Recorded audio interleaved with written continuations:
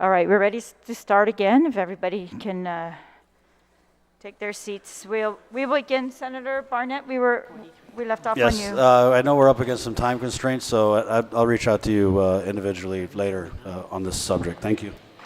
Yes, I also want to add that we did have some hearings where we allowed public health to outline the entire process for foster parents. We do still have that recorded on YouTube. I will try to do public service announcements to repeat that and any other announcement that you want to make. And I know that anyone interested in foster care can call your office. Correct. There's also a training program for them that also outlines all the government assistance that they will be afforded so that they can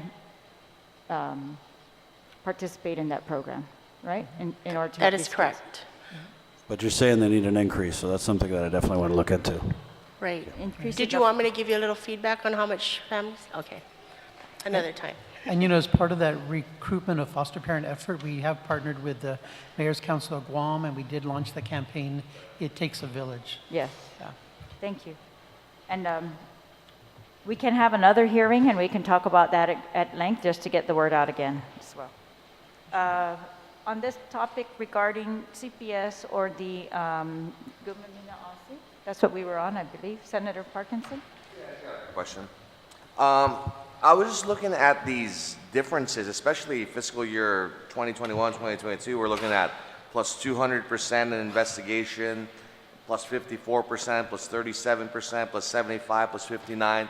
All these huge increases from the previous years. And I'm just curious, does that, is there a certain point, does it trigger some sort of reassessment on your guys' part? Like, I don't know, I see a 75% change in something and I'm kind of curious about it. So I wonder, do you guys have any investigations, not investigations, but assessments as to what causes a lot of these changes? And also, I wonder with this huge increase in referrals, does that threaten the capacity of the Guma Mina'ase? Do you guys have problems with overcrowding at the child center? Like, what kind of challenges are you guys looking at there with this huge increase? Like, are you being strained for resources in terms of being able to care for these kids? So the increase, what we do is if we do go on I'm sorry, let me start again. When the rates increase, the population, excuse me, at the shelter, what we do is we have our basic staff, but if we need more staff to ensure ratio is correct from staff to children, our other staff come up. They are admin staff, our other social workers who are working the full shift already will come up and pull shift at the shelter. All of us here have pulled shift because we want to just help. We want to make sure there's enough staffing. It is an increasing need, but we're also trying to, the other side of it is getting more foster families so we can place outside of the shelter. It is not a long-term resolution for the shelter to house children for long periods of time. So that's why we're trying to go out into the community more, get the word out about being a licensed foster family. We're also encouraging more family placements. We're really, our staff are really looking for that connection with extended family so that we don't have to bring them up to the shelter. Okay, and so in the short term then, have you guys seen any problems with occupancy, being able to meet the demand of occupancy with the increase, or do you feel that you still kind of have a buffer? Like, are we approaching a number of intake referrals where it's starting to compromise your ability to house them short term? How would you add? We are responding. We are making sure we are able to respond. If we need to exert, we do it because the ultimate goal is to protect the child. That's right. And the story. That's what we're trying to do. But of course, we first look for family placement before we actually try to bring them into the shelter. Or we try to look at alley shelter too for placement, or again, licensed foster families. So every day is a new adventure at BOSSA. Our team is quick to respond, and we have a the table that we come to get solutions. What can we do to get through this day? How are we going to assist these children? Do we need to exert, or can this stay? We don't have to. We can find a family for them, like relative. The numbers do indicate we need more space. We do need a new facility. We've talked to Gura. Gura is trying to help us out to get a new facility, which we are happy about, and we look forward to it. So we're going through our talks with Gura for another facility. Okay, thank you for the answer. I appreciate that. I just wanted to say to all of you, I really appreciate the work you guys, the social work especially. I too would like to echo Senator Fisher's comments about that. If the time came to give you guys a pay raise, I would wholeheartedly support it. So thank you for your service. Thank you. Thank you, Senator. We've been advocating that for years, so I hope that does come true. Senator Brown. Thank you, Madam Speaker. I just want to get clarification because, of course, we discussed earlier with regards to the emergency declaration that was previously declared. Are you still in that status now? You did relay earlier that the partnership with Department of Youth Affairs has separated at this point, so where are you with that? You want to answer that? So, yes, all the referrals that are coming into the office are being assigned to a social worker, and we're also vetting out. So if a referral comes in, right, and it's not accepted but referred, we still try to work with these families through our family services section. Perhaps they just need information on trying to seek out services. We try our best to still try and help out these families before we see additional referrals on these children where we actually have to exert on them. So that's kind of like the shift we're hopefully trying to make within our CPS section. Unfortunately, we just do not have the staffing to address and grow the programs the way we would like to operate, right? Yes, we do have a shelter. Yes, there's a need for placement. Placement is always a challenge. Working with current families that we have our children placed in, we have been seeing a lot more placement breakdowns. So the shelter is always the last resort because it does strain our workforce, because if the CPAs can only pull so many shifts and there needs additional shift coverage, of course, social workers are stepping in to dedicate 4 hours of their time after our 8 hours of work days, right? So we're doing our best to address all referrals, and we're also trying to meet our deadlines. Unfortunately, we cannot meet our legal mandates because we do not have the staffing to address timely. Is a staffing issue, is it more the ability to recruit personnel to work that have the credentials versus the funding? It's actually both. We don't have the pull for the social workers, but also our funding for BOSSA is very short. We have Has any funding been transferred by the governor? I mean, we do hear all glowingly from Lester how much excess revenue we have in the government. Has any money been transferred to assist? We've received our FY23 appropriation, but we have prepared our shortfall for FY23, and it's been shared with BBMR and the governor's office. Oh, we look forward to seeing that. I mean, I think there are critical areas in the government that still have not been addressed in spite of this bragging about how much additional revenue we have. So I'm sure that's something we'll look at with regards to budget. You've relayed in terms of managing these homes, there's not a separate staffing set aside, because I mean, I'm hearing you're having the social workers pull the hours to actually manage the homes. Was there ever an intention of having staff on board specifically to manage the homes? Because I mean, would you have a certain degree of conflict sometimes with the social workers that are going out, investigating these cases, being involved in taking care of these children or assisting in taking care of these children in these facilities? To your question, Senator Brown, there actually is a projected number of staff, 20, and right now we have 5 vacancies.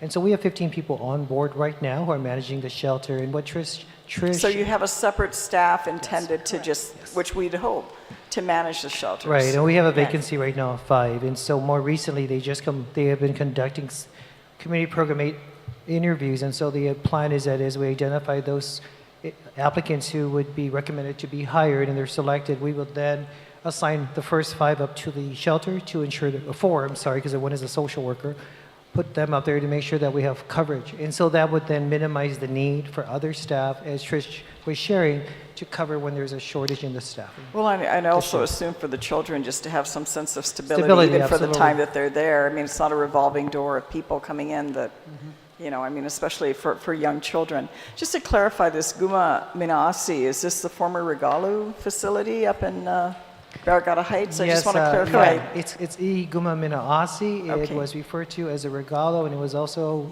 there was like a ribbon cutting. Sister Bridget. Yes, this house has had several names, and so when Terry and I were talking, I was like, I too was like, okay, this is the same house, right? We're just talking about the same house. Yeah, I just want to clarify because I was I talking to don't Tom, I was know like, how okay, you we're talking about the rename. same house, right? I don't know It's how you rename Guma an Mina'ase, Sister Bridget, and Regalo. How do you rename a house, you know, within 2 or 3 or 4 years? How do you do that? Why is it being done? That's why I don't know, up until this first time I've heard of it, this particular name. Who renamed it? Actually, it wasn't renamed. When we received the home, it actually had the name Regalo House, and it was also referred to by those that had worked on the project as Guma Mina'ase. And of course, Sister Bridget came down and we toured and talked and shared ideas about, you know, having people coming in to read to our children, to promote readiness, school readiness, things like that. So, we have So is this the final name, though, so we know?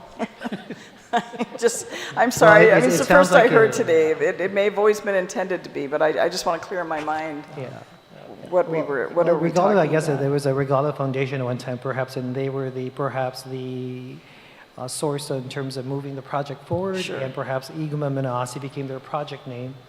And then I recall there was some kind of ceremony where the house was named Sister Bridget. So It was named the Guma Mina'ase Sister Mary Bridget Paris RSM Group Child Care Home. okay, that's the entire name. Okay, so that's the full title. It's a full name. There you Okay. go. Well, Thank you, appreciate the Steve. clarification. Now we'll make sure we announce it as such Okay.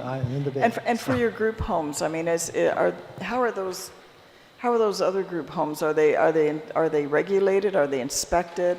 I mean, how are they staffed? Because this Guma Mina'ase Sister Bridget is only one, I'm assuming. You mentioned you have other facilities? That's correct. We do have other facilities, and they are staffed. Those did go out to bid, and we do have Ali Shelter 1 for battered women and children, which you may be aware of. We have Ali Shelter 2, specifically to children of Child Protective Services. And then we also have Guma San Jose, which is the homeless shelter, which is more for just the homeless population and not specifically for our foster children. I have one other question that has come up, and I don't know, do we have any issue with hand, foot, and mouth disease right now in our community? We just sent out a press release on that. We had 42 suspect cases, 15 of which have been confirmed. And so we just had that press release, and we have Dr. Bob actually doing an interview. I think it's on KOM, I think it's today. So we do have some I'll cases look forward confirmed. to that. Are we doing any inspections for any of these facilities or even these child care facilities in the island? With the child care regards facility- to this? With regards to, I don't think we've talked with Tom yet on that, but we definitely can look at that. Yeah, we just got that yesterday, late afternoon. We just sent that out. Okay, I mean, we're just hearing about it now, Yes. so I look forward to the interview and getting more information out there. And then I guess you can relay also, as I mentioned, if these facilities are being inspected for this concern. You know, I appreciate the enlightenment that you guys are giving us. I know we're well into 4 hours of this hearing. It's ours a marathon. You know, you kind of forget about lunch, but there's such important matters that are being brought to light, and I realize there are many challenges in the work that you're doing, but certainly bringing it to our attention, the public, and then also there are issues that we as policymakers are going to have to come back and maybe decide a little differently in some cases of what we think or prioritize as what the public desire is. And I hope, Madam Chair, we come back and definitely the issue on sanitation within our schools, the issue with regards to the building. I don't think all of us are going to agree, Mr. Director, with regards to the direction you may have with regards to that facility. I'm sure we might come back and readdress that, and certainly facilitating the money. I'm sure when you give us the information on where we're at with regards to money for the food, emergency food acquisition, we'd like to follow up on that. But with that, Madam Chair, thank you. I don't have any further questions with regards to this issue. Thank you. Thank you, Senator. Senator Pt.2. Just a quick question, Terry. The $760,000 that we set aside in the FY23 budget, is that adequate enough for the Sister Bridget home? The amount of money, we're finding that it's not. Okay. You know, we're looking to make sure that the children at the shelter, of course, are well covered. We do have, there are a lot of moving parts to it, so we will be revisiting the budget with the legislative team as well to take that closer look. Can you give me a guesstimate? I need to start looking for the money now. Is it like 1.4? Excess revenue. Please tell me now. I need to go find it. We had 760,000, right?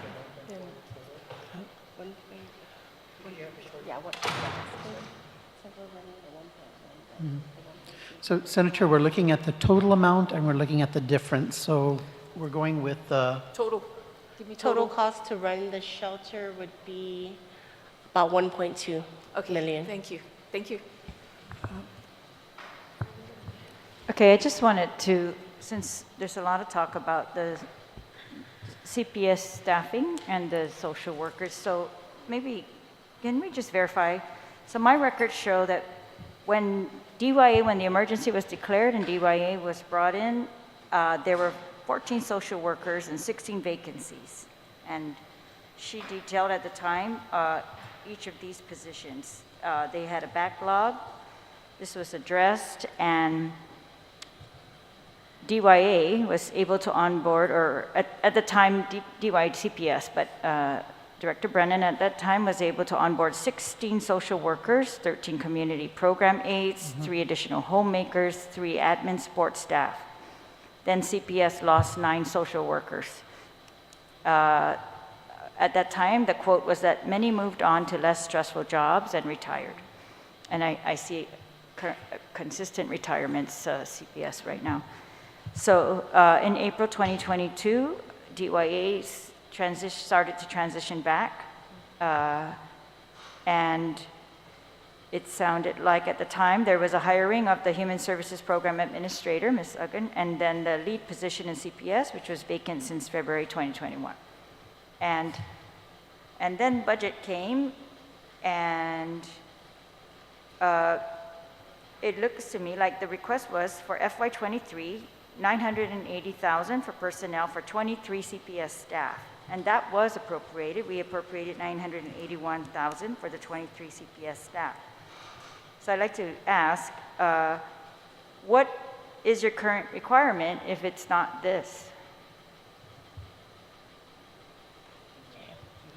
Okay. And I know we will be getting it in the upcoming budget, but I just want to clarify because that's what was requested for this budget. Okay, so I have my breakdown of the 23 appropriated, which was a total of 2.8, but this is for different accounts. For foster care group home, for the foster care medical insurance, and for CPS. So we have 4 local accounts.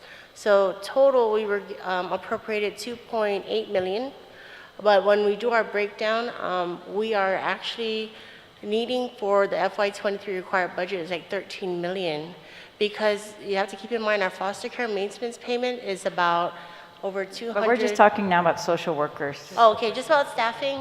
Yes, and that was, the request was for 23. And supposedly we gave the funding for all 23. Okay, well, I have it for CPS. So the FY23 for CPS, we were appropriated 981, but for salaries to include the 25% incentive pay, and these are for the social workers or any CPAs or homemakers. That's the decision on the policy.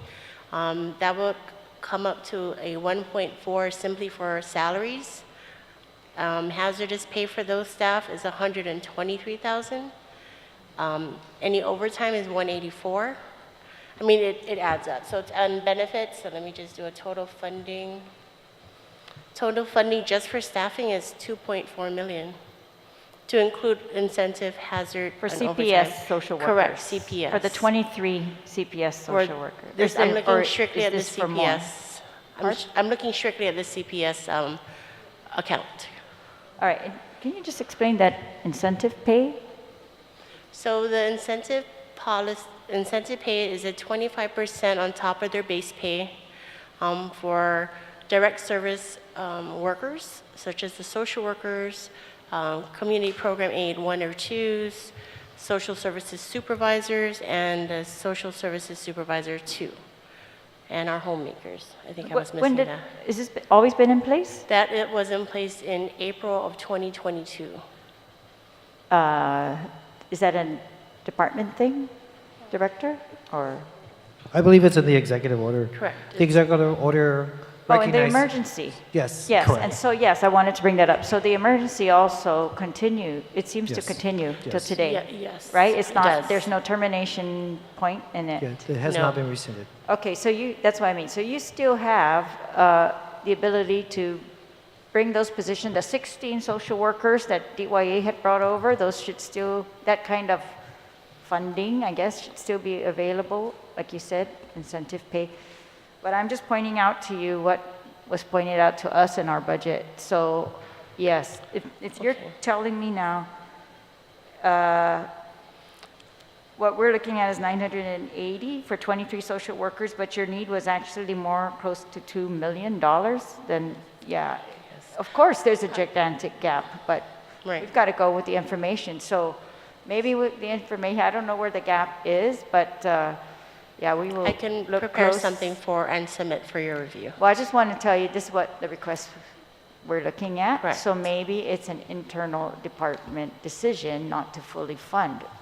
But with this executive order, you would think there's no impediment to getting everything that you need. So when we talked earlier, the issue I thought was that you could not recruit enough. Not that there's a funding issue for recruitment of social workers. Now, you're talking about funding for all the other issues, of course, yes. Right. Right? Yes, there are other issues other than But funding hiring. for social workers, are you able to fund all the social workers you were trying to recruit? You said you've got vacancies over there at We have DOA that are 8. holding, that means they're funded, right? Right, those are funded, correct.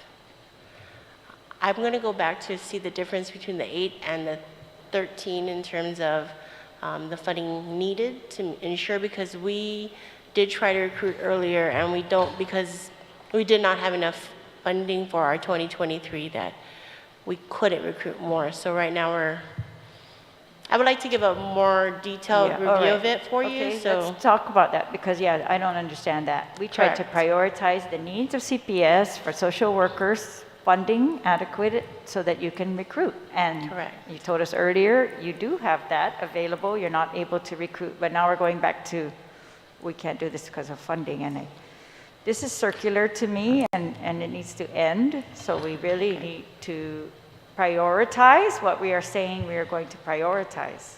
Mr. Director. Yes, thank you, Speaker. Yes, and I know Senator Brown, you asked, so which is it? It's actually both. It's actually both. We have recruitment that have been cleared, and so we are having a challenge, as Trish has mentioned, having enough applicants, a pool of applicants apply for the position. And on the other side, we have additional positions we'd like to fund and recruit, and that's where we're also having to find monies. But even if we move these so many positions forward, we still have 8 that we can't even get applicants to fill. So even if we had 15 down there, we still don't have the pool of applicants to interview. And so we're still stuck in where we're at right now. It's got some down at DOA, we're not getting the pool of applicants, we're encouraging the social work graduates to apply. Just because they have a VSW, which is by law, which is a great thing, they will qualify for an SW2, and perhaps we can pick them up. But there's also the other effort to continue to onboard more social workers, and that's something internal that we do have to reconcile when it comes to funding. So both are happening at the same, well, not at the same time, but they're both in play at this time. If you could, then if I could just request, in addition to the pay study that I'm told is going to occur, could you please submit to us your plans or the department's efforts to retain social workers? So we've tried to put in the money necessary to hire them, and prioritize them. However, to retain them, because this is a clearly high burnout type of field, I think of it a lot every time we have a retirement at CPS, and so I'm very concerned. And if you have any efforts that we can assist in the retention, then please submit those to us. But I'd also like to see your efforts that, you know, don't require our help, those that require our help. Okay? I think we all agree on the need, and we're all motivated, so let's get it done. And I don't want to hear next year, in the middle of the year, that we did not have enough funding, because we're trying to address what you request.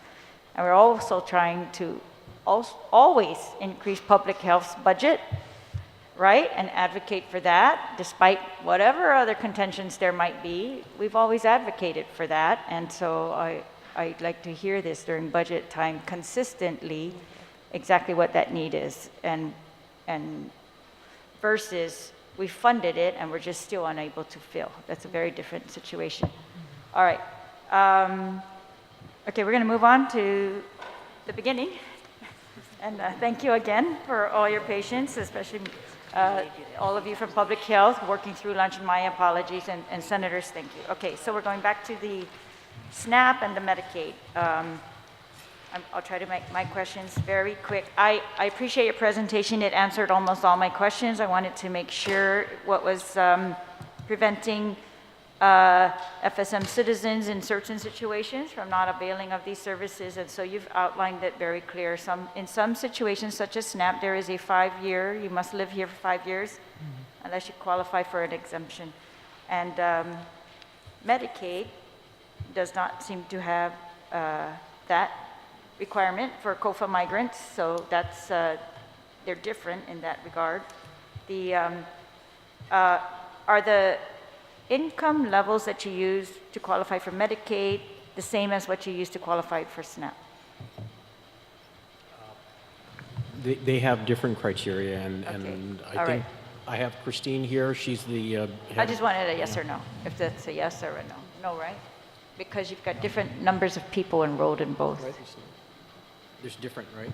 Yes, sorry. Yes, Senator, it's different criteria. Okay, Correct. all right. So you've given us some of the details. I can get that in more detail, but I do note that, so the Medicaid participants, 47,000, SNAP participants, 73,000.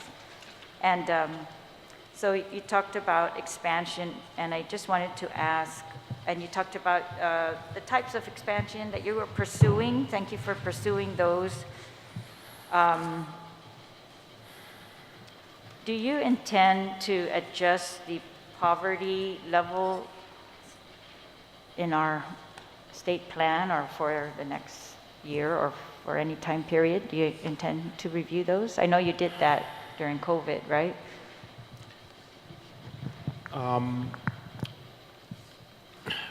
There have been discussions about it, because there are people in the community that have been asking us, what can we do to expand the program to increase eligibility? Of course, we're always going to have, well, let me just preface by saying this first. Any type of expansion, whether it be eligibility or services, before Congress decided to give us our permanent FMAP, it's not even a discussion that we could even really pursue, because every year we wouldn't know whether we would have the funding to be able to do it, especially in the local side. Now there's some certainty in that area. Now we can start talking about things like changing eligibility, perhaps increasing it, but then we're still subject to the cap. So if we want to expand eligibility, then we're going to have to figure out how can we manage the program to accommodate that. So there are literally dozens and dozens of things that states do to manage their program different ways so that they can control cost. And if pursuing more people in the program is something they want to do, then they do those things. But in any case, there's no formal plan right now to change the eligibility, but we are now talking about it because there's certainty now in our FMAP. All right, thank you. On your Medicaid analysis, you told us that federally it's being funded $154 million, and we're locally funding it by $19.3 million. have we reached our cap, or if we increase the local funding, would we be able to increase the amount of participants? We would be able to, I believe the total grant amount is about 130 for the benefits. As long as we have the match to pay those services, then we can reach it. Now, for the last fiscal year, just to kind of give you an idea, that's about 173 million. That's probably well over, that's probably the highest we've ever paid. As to whether we met the full amount, it's kind of hard for me to say that we did, because there are a number of different programs within Medicaid that may not be subject to the cap, such as the COFA. We get a COFA grant, which is not a part of that, but we've exceeded claims. I think we have. I just have to kind of work with my staff to get that figure to be. Yeah, well, that's very critical, and we ask this every year during budget, right? If we gave you more, would you be able to cover more people, right? Is that the reason why we're limited in participation, or are you saying we've got all this money sitting around and we just don't have people applying? You know, or if we increase the local, we could cover more people. Yeah, you got to look at Medicaid like almost like a revolving fund. You know, the claims process can take up to a year. So there may be transactions that Pending. we're paying for, you know, like a good chunk. So it's kind of like a moving thing. So even if, let's say, there was a situation where we exceeded we just kind of spent everything in 1 year, and there's still claims coming in, and it's beyond that, we're just going to have to deal with it in the new fiscal year. But historically, no, we have not always been meeting paying the full grant amount. I would suspect that in FY22 we probably did. We just haven't really analyzed it. All right, so yeah, I understand at the end of the fiscal year, you're still receiving some claims from clinics and providers, and so they don't get accounted for like cleanly like this. But yeah, but the question is going to be during funding of budget time again, yeah, should we increase this local matching, and will that avail us of more services? You're never going to hear any of us say that we don't want more money for matching. But will it do that? If we increased it, you would provide more services or provide more participants? You would be able to do that? You know, what we'd have to look at is, because there is a 8317 match, for example, for the traditional Medicaid. So we have been consulting with CMS, and we're even looking, because of the OBGYN situation, could we do a local supplement to that to increase the reimbursement rate for OBGYN? And really the response we received is that as a Medicaid provider, you've agreed to the terms and conditions of the Medicaid, so they should be held to those percentage of reimbursement rates, which doesn't put us in a competitive level with private insurance providers who pay more than we at Medicaid do. So this is the first time public health has had this. We have a commitment in working with our governor and working with her policy director. We have a team that we were assembling, and their whole focus, which I say hasn't been done because everyone in this room is wearing multiple hats throughout the day, of its policy, its reconciliation, its payment director. We haven't paid so-and-so. But we now have a policy team formulating, and we have one person on board. We have a second person we've identified. We're looking at a team of 3 individuals working with Mike, who is a part of this, to develop policy. So one of the considerations is not just for processing, but for processing, is maybe we need to look at the thresholds of the income guidelines, not just for Medicaid, but also for MIP, and maybe MIP in policy could be a supplement to the Medicaid program. But these are program questions that require perhaps some technical feedback from CMS. So we just want to be sure that we don't do anything that would compromise our relationship on the Medicaid side, that we don't try to do something that Medicaid's position is, well, if they're a Medicaid provider, then they need to stay true to that relationship, and you can't turn around. But what Medicaid doesn't pay, for example, is custodial care. And so we're looking at that as a possibility. If Medicaid doesn't pay that, can MIP pay that? It might require legislation. But the custodial care would really help those, for example, who need that type of service at St. Dominic's. Well, that's a good example then. So that's also what I want to know, right? Do we need to fund Medicaid more and take more advantage of that? Or have we maxed out on what we can take advantage of with a Medicaid matching, and we should put the money, more money into MIP? Because, and that should be an easily answered question, I would think, that you can just give me today.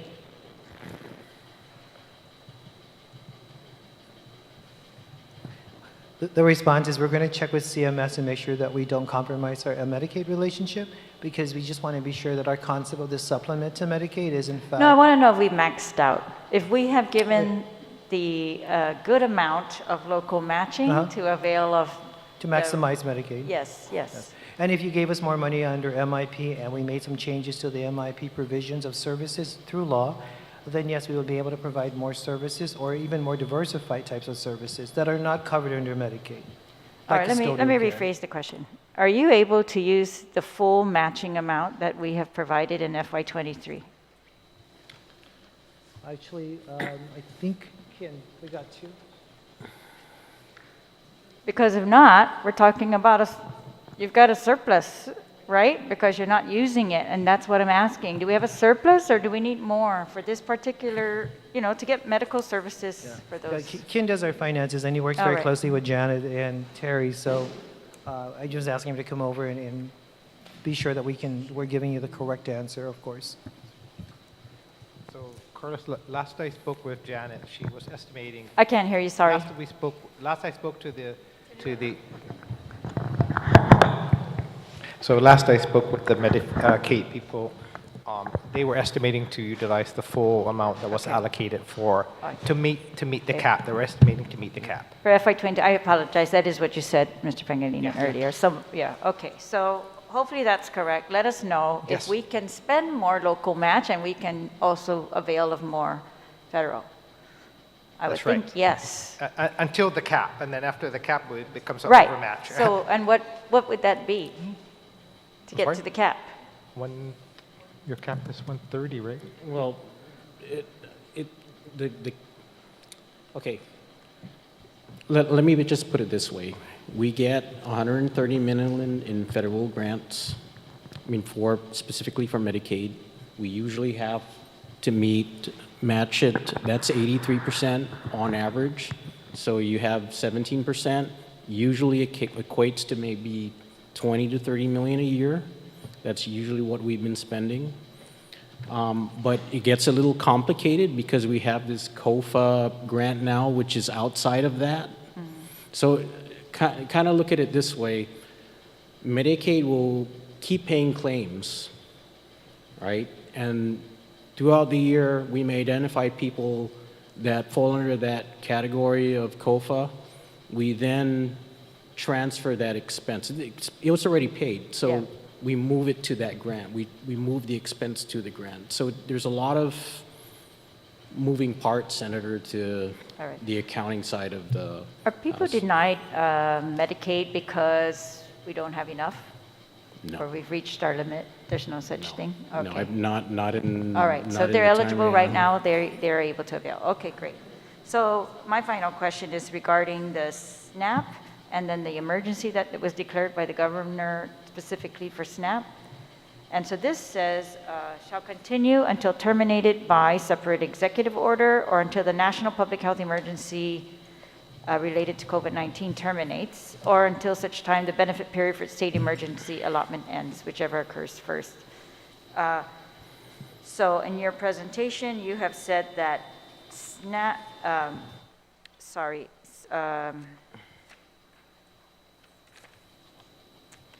that the SNAP emergency allotment will end February 2023. How do you interpret this in light of the national declaration that I think they said the national emergency would end in March? Is that right? May? Okay, May. And what impact will we see in February and then in May, or if any? Well, in the presentation, I gave a figure for the emergency allotment. What was that? 2.8 million. Yeah, so monthly. 2.8 million, that's basically the emergency allotment. So that ends in February, no matter what.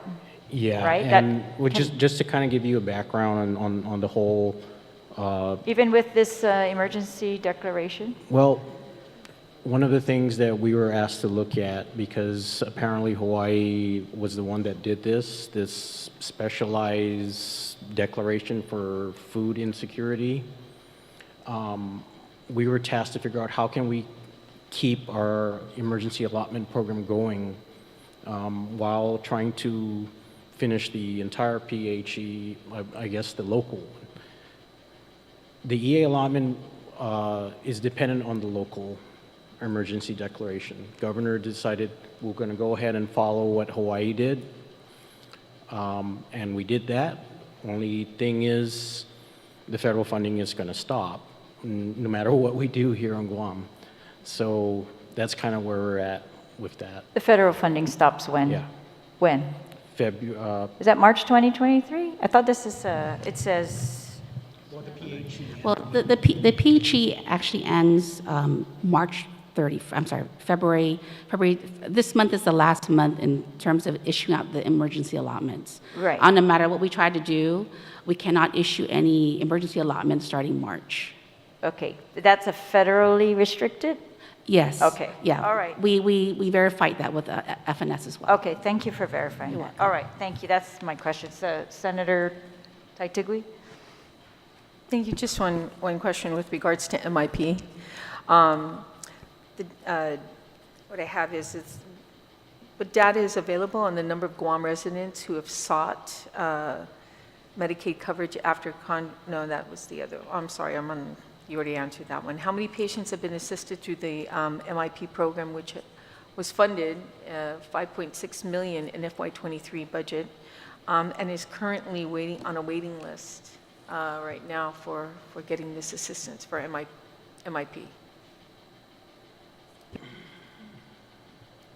Is there currently a waiting, probably I should have asked that, is there currently a waiting list of about 8 months, now that 8 months, remaining in this fiscal year, is there currently a waiting list for MIP?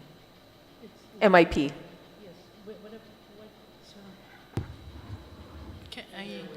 Can you? Yeah, have you used it all yet? I mean, is there, the 5.6 that was given to public health, has it been utilized all? Are there people standing waiting for assistance in MIP? I know that you've made a transition to try and put as many people over to the Medicaid side, Yes. right? We understand that. Yes, and that's the correct. efforts that you're trying to do there. But there's still people under MIP, and only 5.6 million was given to public health at that time. So I'm hearing that there are people who are being turned away because there's no more funding left in MIP. That's not true. No, that, Okay. well, okay, two issues, is the funding, and then there's the eligibility side. There is no people being turned away because there's no funding for MIP. MIP. Okay. That's my question. So we're still good on that? And we Yeah. have 8 months to go to the end of the fiscal year. Are you looking at exhausting that full 5.6 million? Yes, we are. Do you think you're going to be short toward the end? Well, I can't say we have to. as you are projection. aware, there's been a huge gravitation of MIP clients to Right. regular Medicaid. Right. The program is in transition right now, so it's kind of hard to, you're looking at an MIP program that used to be funded at 15 million, then it became 7 million last year, now it's going to be 5.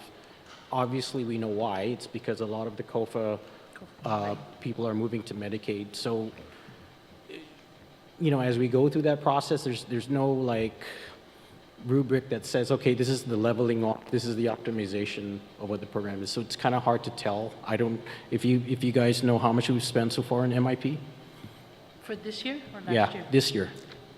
No, not this year. Well, We don't- we're in the first, But last we year just we had did the almost- first You don't know the quarter. balance of your MIP account right now? Yeah, We do have it, but we don't have the Yeah, we- numbers right now. We can give I'm you- sorry, Senator, we came here to talk about Yeah, we didn't Medicaid. ask Okay, you to no bring that problem. today, yeah. But right now, so 5.6, you're not sure. In FY22, where there's a shortage among MIP.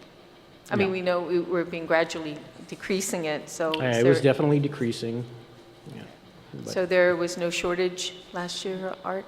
For MIP? No? No. Okay. No, for MIP, no. Okay, so we're looking the same. Okay, thanks. That's all my question for that one. Thank you, Senator. Senator Fisher. Thank you very much.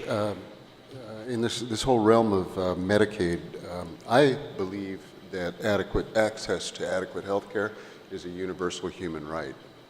And as a senator, to the extent I can do something to make it universal on Guam, I will do so. The reason I began this line of questioning with that statement is because I know, Director St. Augustine, when did you join Department of Public Health?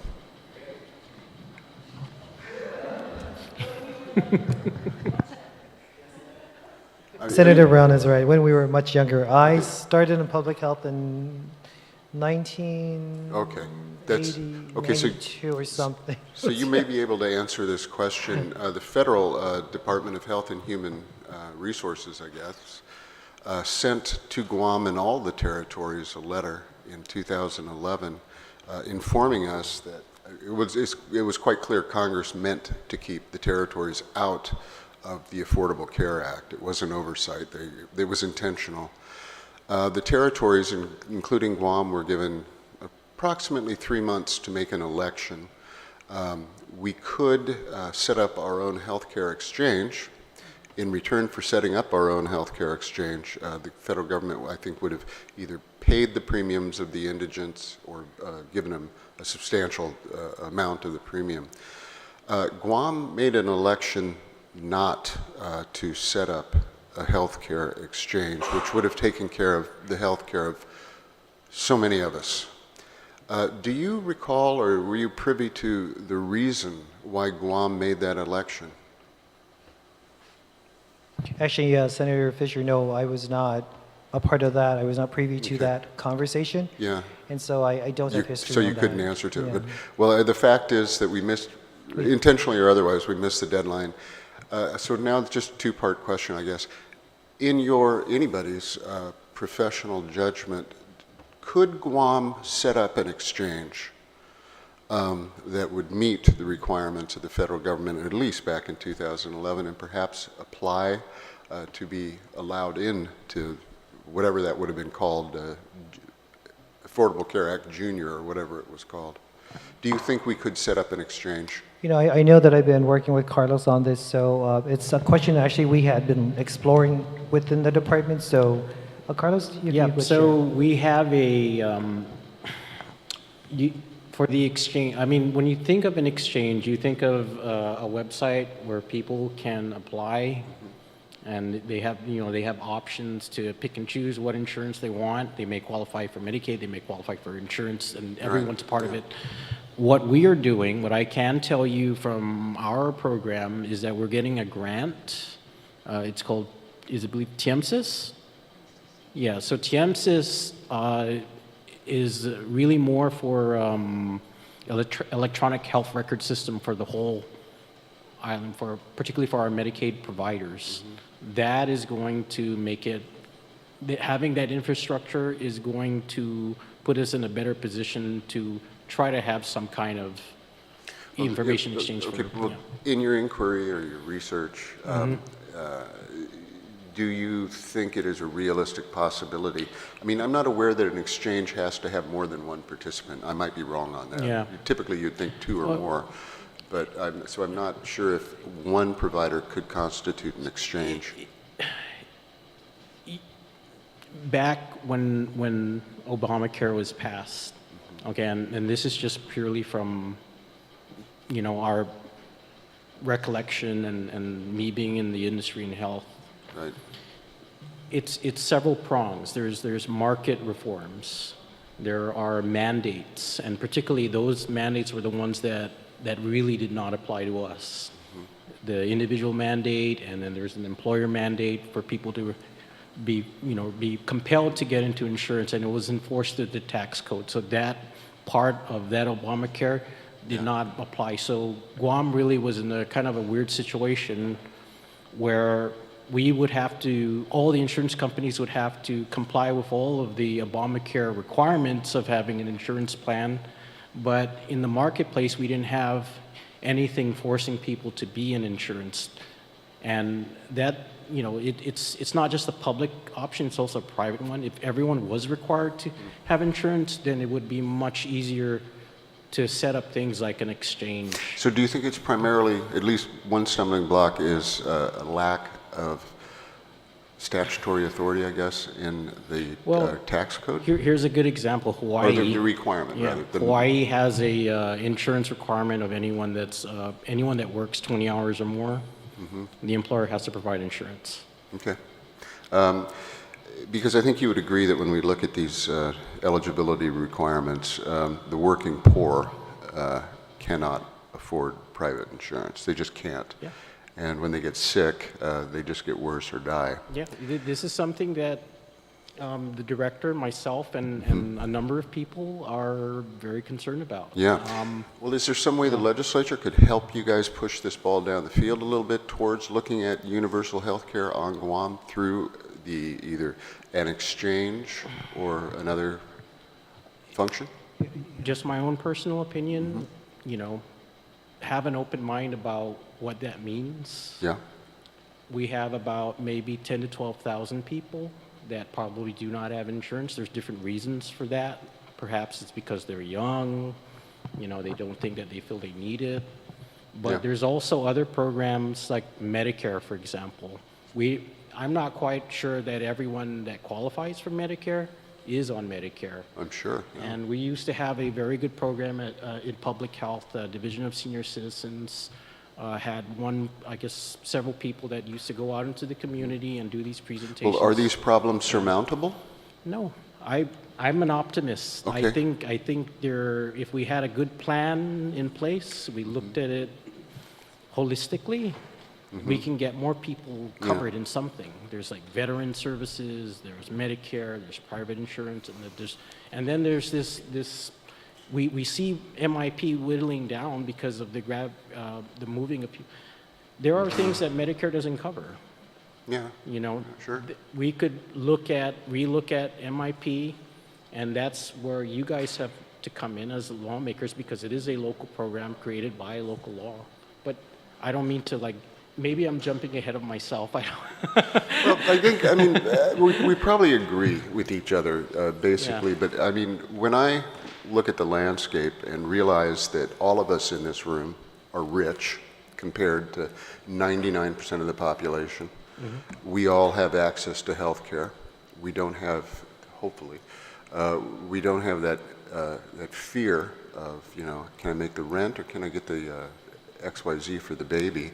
I think that we have an obligation, to me, and I think that some of my colleagues share this sentiment that we have an obligation to do the most good for the most people. So if you folks need help in that regard, and you're actually, you know, legitimately and fully engaged in the idea of moving towards universal health care for Guam, I would like to assist in it. So I'll just offer that. Yep. And I understand how complex it is. There's talk about moving parts. But Madam Speaker, thank you. Thank you very much. And my apologies. There's another hearing at 2, so I'm going to ask you to please proceed with your questions, but just bear that in mind. And again, thank you. Senator Parkinson. Sure, I'll be quick about it. Currently, I want to talk about the SNAP real quick. Currently, there's a bill right now out there to potentially expand SNAP, the people eligible for SNAP, people who've been guilty of drug convictions and whatnot. I'd like to ask,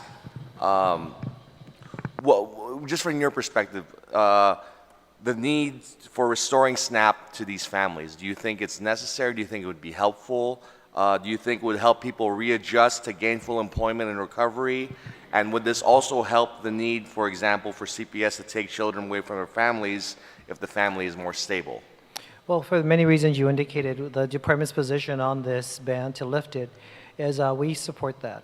We support the movement. So because, yes, when someone is released who has been incarcerated, we'd like to provide them every opportunity to be able to reintegrate and support, be a contributing member to their family, be it even in the form of SNAP.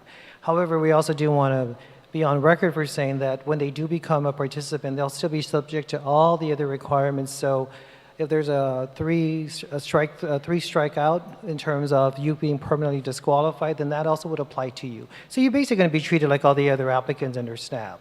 If you get reincarcerated, SNAP doesn't apply to you. You get released, we will continue to assist you. However, if you're terminated, you might end up one day being permanently disqualified. And that would be applicable to every person on the SNAP program that violates the program. But we do support it. We do support our residents returning home, being able to be given support through the SNAP program. They don't just come empty-handed. They come with a little assistance for their families, perhaps, or even for whomever they're staying with. So being able to help our people reintegrate and reenter society as a productive member, the Department of Public Health and Social Service would support that piece of legislation. All right, thank you. And one other question regarding Medicaid. Do you guys offer applications in different languages? And is there a language barrier that could be discouraging for some people from applying? You know, in terms of the different languages of the applications, I'll defer to Christine. But I think just generally speaking, not just here in Guam, but many other places, you know, there's a real effort to take the application and translate it into other languages. But even to this day, sometimes we do have people come in more recently into my office, and they brought a friend who spoke English. They felt better than they did, but we thought the applicant spoke quite well. And so even today, as recent as maybe last week, we were entertaining a constituent, an applicant for public benefits. So they just felt like they don't speak English well, and they actually did. They spoke English quite well. But in terms of the actual applicants, applications in other languages. Yes, we do. We actually have it out in all of our lobbies. The issue with the applications, a lot of them do not take the one in their language. Majority of them take the ones in English. So, you know, we try not to print as many copies of those. If they do need it, they can ask their front desk and we can print it out for them.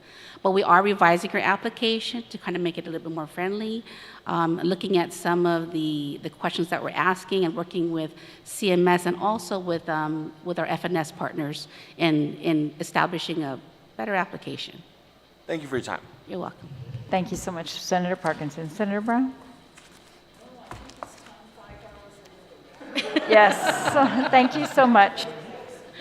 Yes, so if I could follow up, Director, there's a October 2021 letter. We asked for the documents, insurance claim denial, assessment of the Manila building, any status report of inspections made, preventative measures regarding the wiring and circuits of the building, and other things. That was in an October 2021 letter. I'd just like to follow up with that as well. And about the social workers and the CPS. So, of course, you've pointed out the great need. It's urgent. It's always been urgent. But recently, we passed a law that also shortened the time frame for this permanency planning, which is going to put a huge burden on CPS, I think, and to make those plans right sooner than maybe you normally would, and those are mandated now within that certain time period. So I think you might need to reassess your need for social workers to make sure that that's going to occur as well. And we hear you regarding the foster care payment, right? The amounts, if you could send us whatever you think is necessary and also provide it in your budget requests. Again, I think my colleagues and all my colleagues, those here and those across the board, we want to support public health. This is just a sampling of the really critical services that you have been providing. You are our front line in regards to the health of our community. We're providing services that this is the only place they are going to get it. And very, very critical and very, very, we're grateful. But when it comes to budgeting for these things, we want to advocate for you. So you must articulate these needs. You must not back down when there is pressure, and they have to be articulated across the board. And these are the safety nets. It's not for your agency. It's for those people out there who need this. So please advocate for them. Pt.2 again for all your time and all your work. Thank you.